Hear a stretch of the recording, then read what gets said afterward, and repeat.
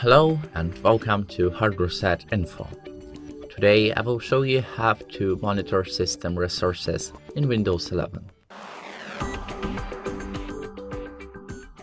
So firstly I will show you two ways to do that by built-in Windows tools, and the third way is to use the third-party applications, and I will show you some of them.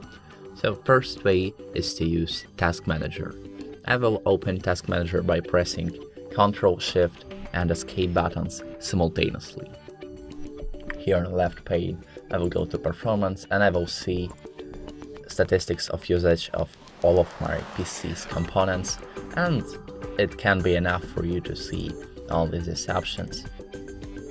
So it was the first way.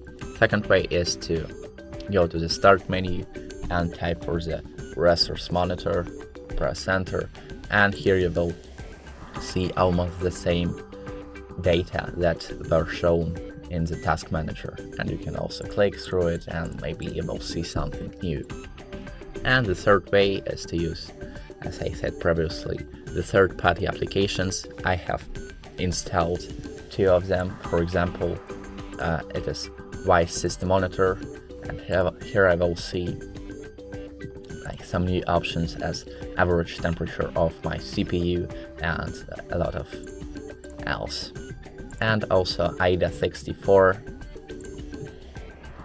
It is more advanced application, so you have to go through it by yourself or see some guides on the internet to know which option what does. So here, for example, in computer and in the sensor menu, I will see temperatures of all of my PC's components in the real time. And as I have said, there are a lot of other options. So that's all. If this video was helpful, please hit the like and subscribe buttons, and the most important thing, have a great day!